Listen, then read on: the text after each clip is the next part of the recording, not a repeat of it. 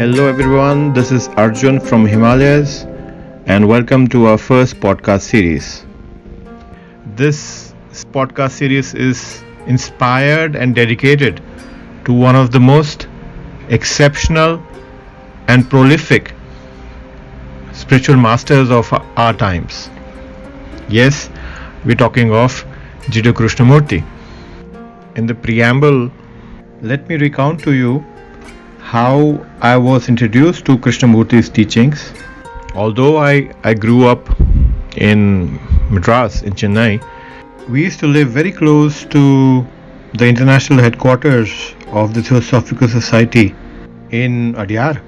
I and my family used to be very regular at the Theosophical Society campus for our evening walk and to spend some beautiful time in silence. For the unversed, Jiddu Krishnamurthy was a prodigy of Dr. Annie Besant and the Theosophical movement. I was never attracted to Krishnamurthy. In my early teens, I got hooked on to a very famous yogic tradition. I was happy and contented in whatever I was doing. It never appealed to me to sort of read or to try to understand what Krishnamurthy was trying to say. So my first real encounter of Krishnamurthy's teaching was in England when I went for my post-graduation in the house of an English lady who was hosting me, and she said, "If you're Indian, you must have heard of Krishnamurthy."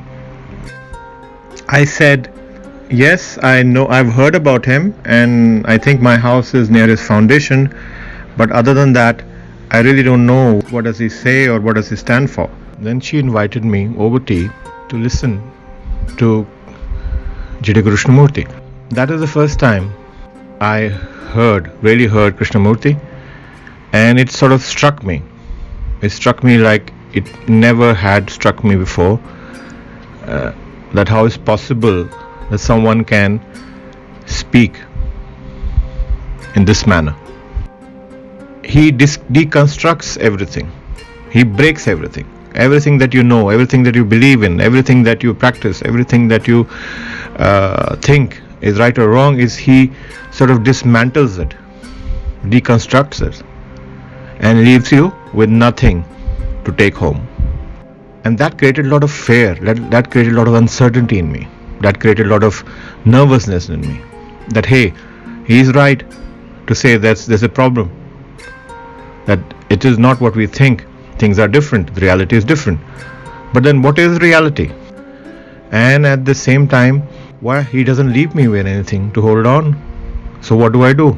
I'm lost. I don't want to be lost. So these were my initial impressions. And of course, the real meaning of Krishnamurthy's teachings I really understood, or I can sort of relate to, when with the contribution and effort of every being on this universe, that my search or the conflict within me met its organic end. So that is the time when I really realized the true meanings of Krishnamurthy's words, why he didn't leave you with anything to take home. This is a very central, very important part of his teaching. He doesn't give you a concept. He doesn't sell a tradition or a picture of reality, because he wants you to see and become aware of reality as it is.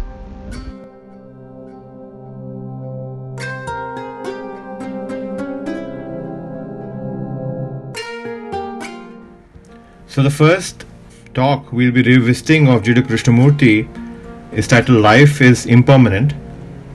It's an extract from a public talk number 4 in France in 1965. And the copyright of this audio track lies with Krishnamurthy Foundation of America. Knowledge that life is impermanent brings suffering. But it's a fact, isn't it? That life is impermanent. Your relations are impermanent. Your thoughts are impermanent.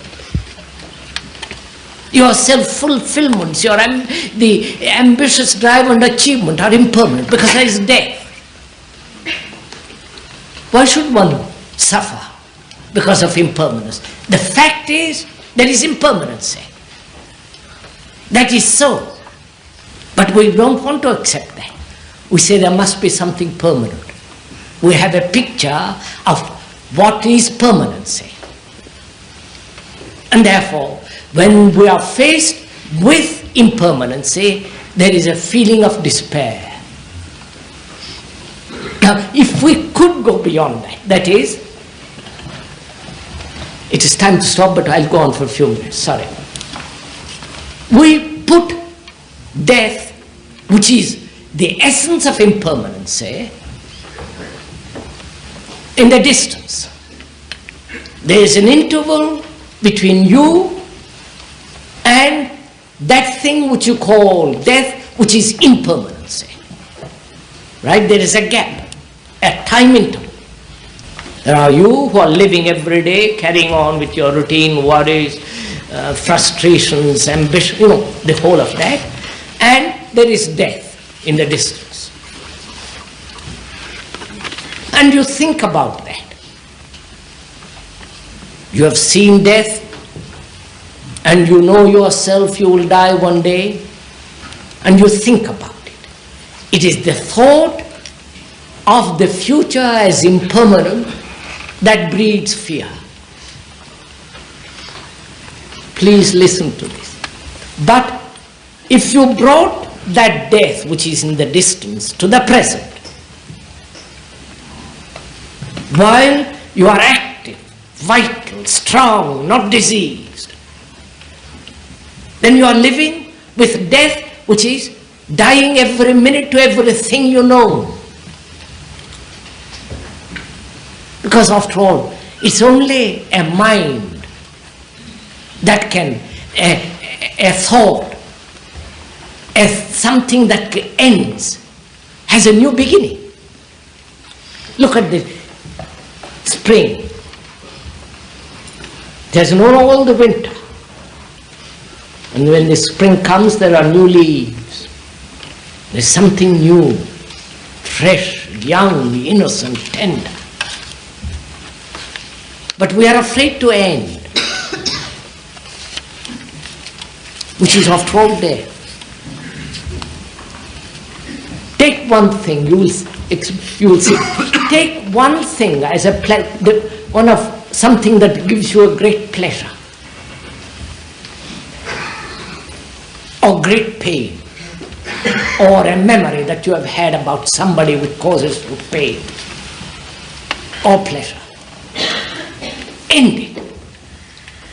Not tomorrow. Die to it.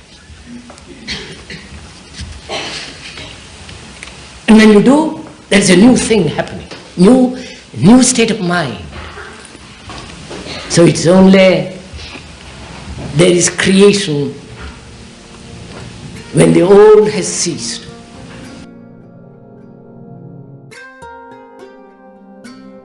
We as humanity, since time immemorial, have never really tried to address this question.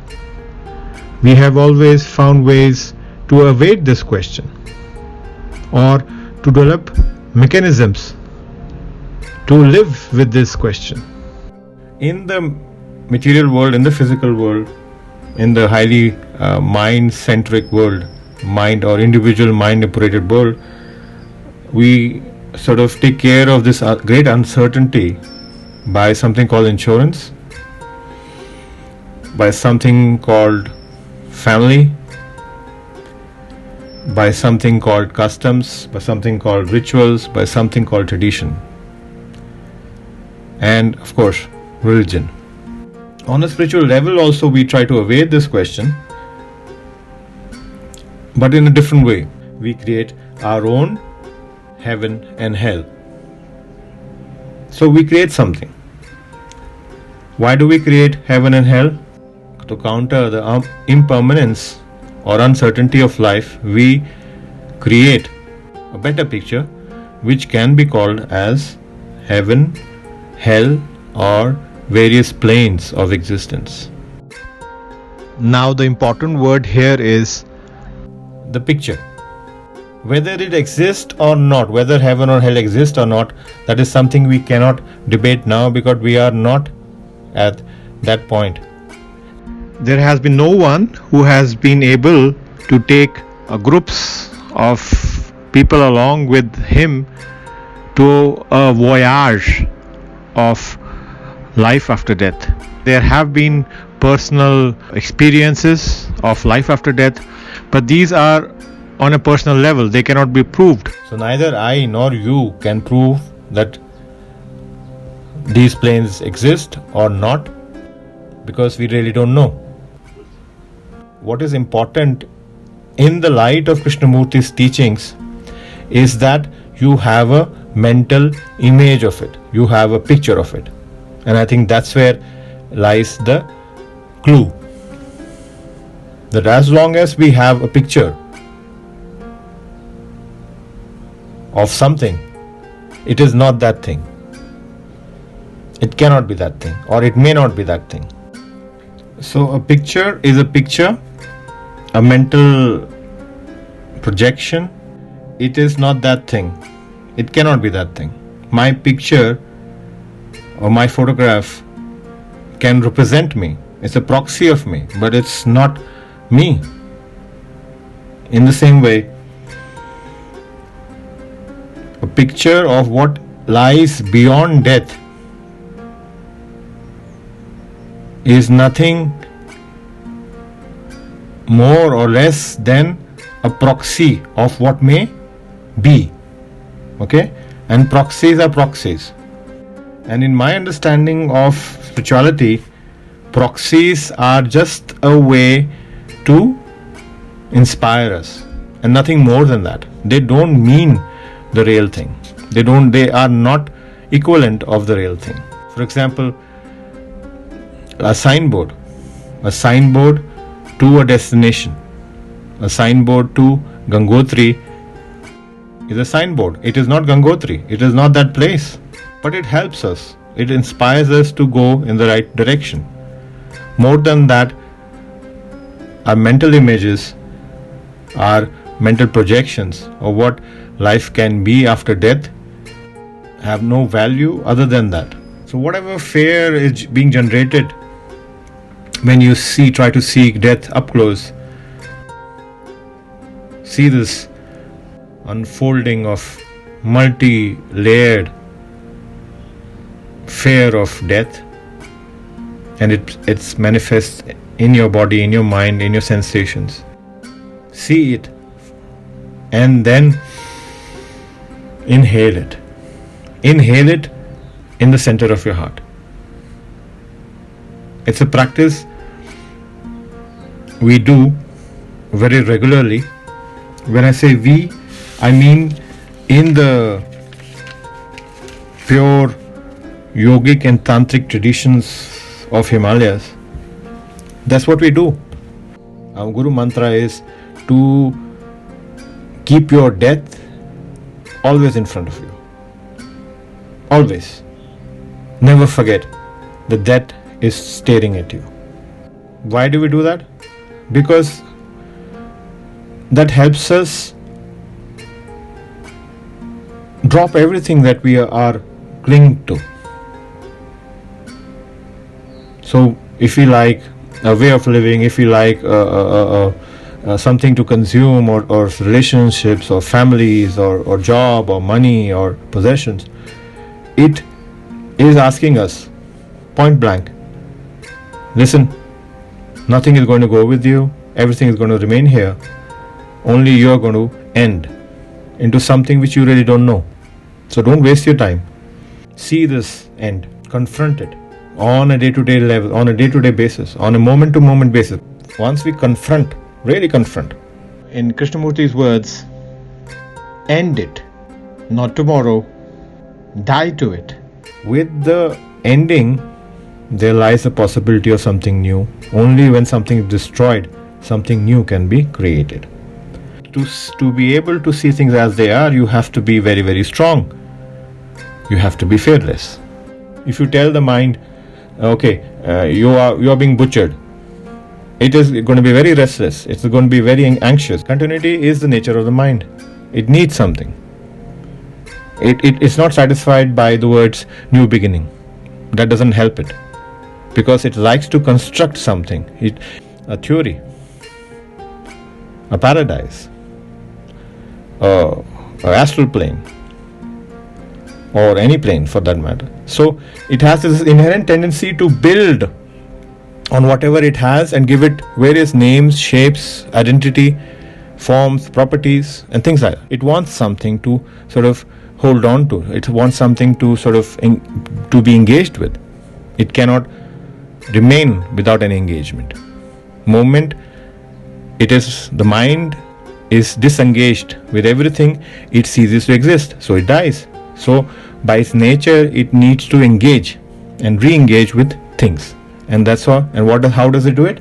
It takes something very simple and builds on that. That's the central reason why Krishnamurthy stops well short of defining or elaborating on this new happening or the new state of mind which emerges from the process of confronting the fear of death. From morning to evening, you are totally occupied with various activities. You say, okay, whatever happens, let it happen. Where everybody goes, let me go. Things like that. So these are various coping mechanisms which we use to evade the central question.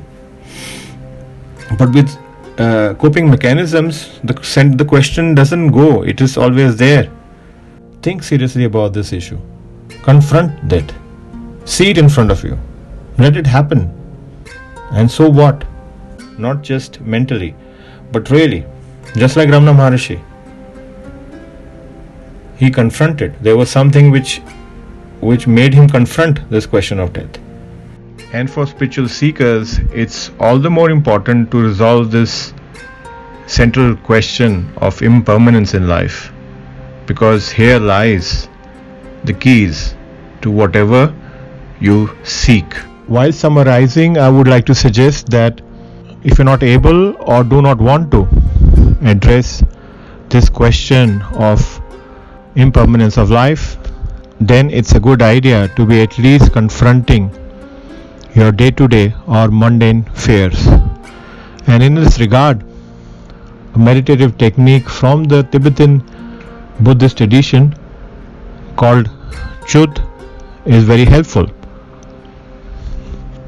And I would like to sign off from this podcast with a very positive and general quote on fear by Swami Shri Yukteswar, as quoted in Autobiography of Yogi. He says, "Look fear in the face and it will cease to trouble you. Look fear in the face and it will cease to trouble you." Thank you very much for listening, and catch you soon with another podcast. Bye.